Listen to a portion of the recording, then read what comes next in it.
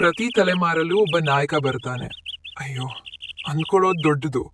ಆದ್ರೆ ಕೆಲಸ ಮಾಡೋದು ವೈಫೈ ಮತ್ತೆ ಹ್ಯಾಶ್ಟ್ಯಾಗ್ಗಳಿಂದ. Real heroes don't stay silent ಅಂತಿದ್ದೀವ್ರಲ್ಲ, ಅಂದ್ರೆ ನಾನು ಆನ್ಲೈನ್ ಆಕ್ಟಿವಿಸ್ಟ್ ಆಗ್ಬೇಕಾ? ಹೀಗೆ ಪ್ಲಾಸ್ಟಿಕ್ ಕಪ್ನಲ್ಲಿನ ಚಹಾದಿಂದ ಕ್ರಾಂತಿ ಶುರುವಾಯ್ತು. ಮಮ್ಮ ನೋ ಮೋರ್ ಪ್ಲಾಸ್ಟಿಕ್ ಅಂದು ಪೋಸ್ಟ್ ಮಾಡ್ತಾ ಸ್ಟ್ರಾವ್ ಪ್ಲಾಸ್ಟಿಕ್ದೇ ಬಳಸ್ತಿದ್ದೀರಲ್ಲ. ಕನ್ಸಿಸ್ಟೆನ್ಸಿ ಅಂದ್ರೆ ಒಂಥರ ಬೋರ್ ವಿಷಯ ರವಿ. ಹೃದಯ ಸ್ವಚ್ಛ ಇರೋದು ಸಾಕು.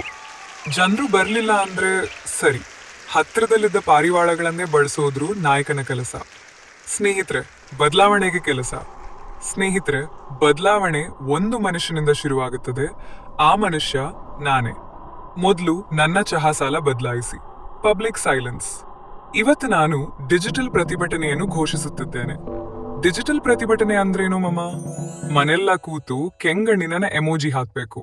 ಆಗ್ಲೇ ಜಗತ್ತು ಬದಲಾಗತ್ತೆ. ಜಗತ್ತು ಬೇಡ, ಮೊದಲು ನೀ ಫೋನ್ ಬ್ಯಾಟ್ರಿ ಬದಲಾಗತ್ತೆ. ಕಾರಣ ಸರಿ ಗೊತ್ತಿರಿದ್ರೆ ಜನರ ಗಮನ ಖಂಡಿತ ಬರುತ್ತೆ. ಮಮ್ಮ, ಜನ ಕೇಳ್ತಾರೆ, ನ್ಯಾಯ ಯಾರಿಗೆ? ಎಲ್ರಿಗೂ, ಜಸ್ಟ್ ಎಲ್ರಿಗೂ.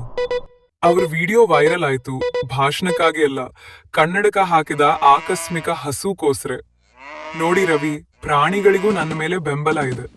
ಜಗತ್ತನ್ನ ಬದಲಿಸೋಕಾಗ್ಲಿಲ್ಲ, ಆದ್ರೆ 2000 ಫಾಲೋವರ್ಸ್ ಬಂದಿದ್ದಾರೆ.